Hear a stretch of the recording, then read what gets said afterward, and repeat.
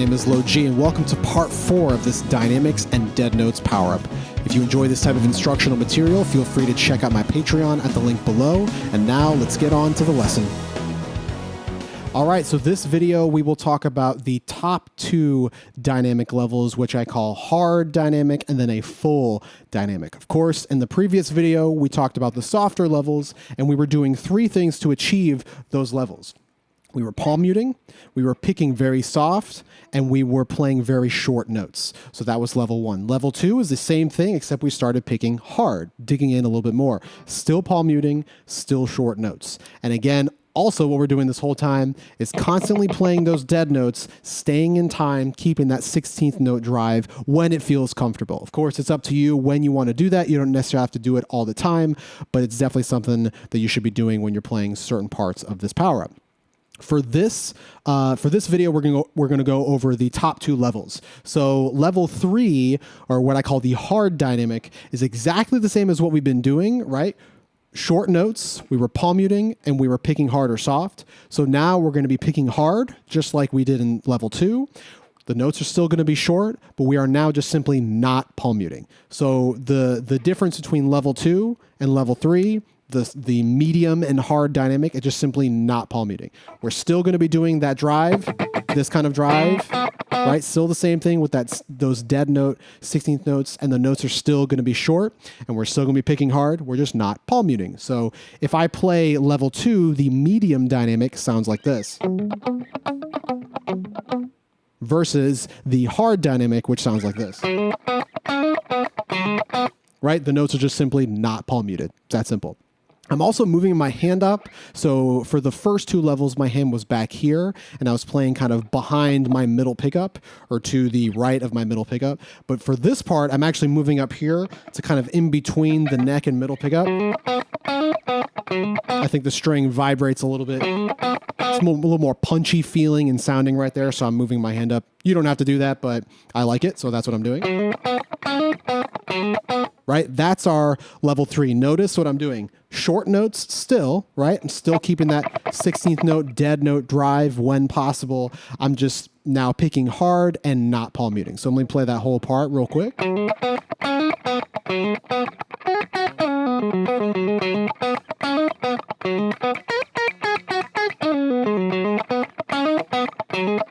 Pretty simple, right? Part 2, the groups of 5.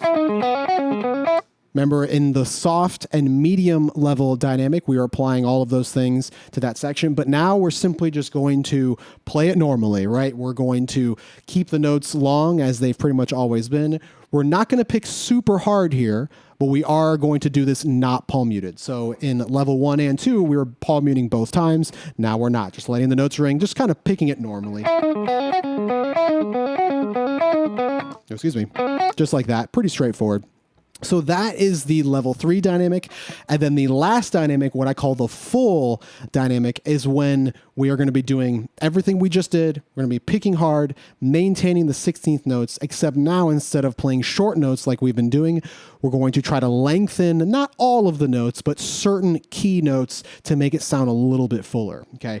I find this to be by far the most difficult, because the best way to achieve this sound, in my opinion, is to do, and I'm probably going to do a power-up for this down the road, mostly for me, so I can practice it, is that kind of classic Stevie Ray Vaughan way of playing, where you're playing single notes, but you're pretty much strumming. Like you're hitting every string or multiple strings, but you only hear one sound. And a lot of that, pretty much all of that, comes down to tactically muting the strings that you don't want to play. This helps if you have like a big thumb, because if you do, you can reach over and that thumb is taking care of like all of these strings. I do not, so it's not going to happen for me. I'll do my best, but that's the sound that I think should be happening for the full dynamic. That sort of thing. Right? So you get a little bit more of a scrape when you're hitting those notes, more than just picking one string. Right? That's level 3, the hard dynamic. This is level 4, the full dynamic. Right? A little bit more of scraping action because I'm hitting more strings. It's just difficult because you got to make sure you don't hit the open string. So that's something definitely to practice. But also when I'm playing this, I'm also letting certain notes ring out. So for example, me personally, I'm doing this. So whenever I hit that root right there, I'm kind of letting it ring and sometimes even doing a little bit of vibrato to really let that note sound a little bit more full. Right? I like that sound. Maybe when you're hitting these two, instead of killing this note or making it really short like we've been doing, like that, let it ring a little bit. And maybe if you can, rake up to it also. Or excuse me. It's a cool sound if you can manage it. Same thing right here. When I'm going up to here, instead of just playing it like that, watch this. So I'm actually hitting that root up top, doing a little slide. And then when I get here, instead of playing the B, I'm bending up to it with a rake before. I think these are called rakes. I don't know what you're calling them. That's what I call them. And it's pretty much when you strum down to the note that you want. So in this case, it's the B string, but every note before is muted. Tricky technique to get down, but once you get it, it's very, very effective. It's super common for blues and stuff like that. So that's how I'm doing that note right there. I'm also maybe not playing them so short like that, you know, etc. So that's how I'm attempting to play this part. Like I said, it's kind of difficult for me, which is why I wanted to do it like this so I can practice. But hopefully it's not so difficult for you and you can do it perfectly. Then for the part 2 of this, it's same thing, letting the notes ring out, not palm muting, you know, fuller sound. But once in a while, I'm doing two little things. I'm really digging into those beginning notes.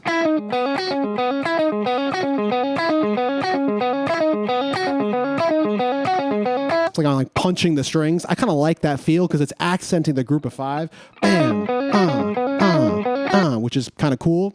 And also, just for fun, I'm also sneaking in a little bit of extra articulation right there. So when I come back to the beginning, this one, sometimes I'm doing a little slide into that note.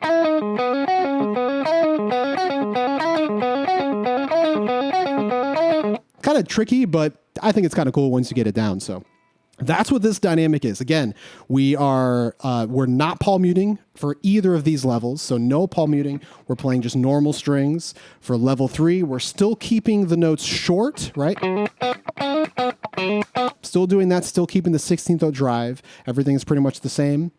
But then for part 4, we're ditching the single note and we're trying to do this kind of strumming everything, trying to not get those open strings to get it have more of like a full sound as opposed to a very kind of targeted sound like that. So and again, trying to let certain notes ring out, a little bit of vibrato, you know, using a rake to bend up to certain notes. Honestly, it's kind of up to you to figure out which articulation techniques you want to use or which notes you want to bring out. It's kind of up to you to figure out what you like. But this full dynamic is kind of full on. I mean, ideally, this is when you'd like turn on your distortion pedal or, I don't know, turn on like a little bit more delay or something to make it sound real full if you wanted to use pedals like that. But the main focus here, again, are these little details, these little techniques that we're using to make these levels sound significantly different, or hopefully sound significantly different.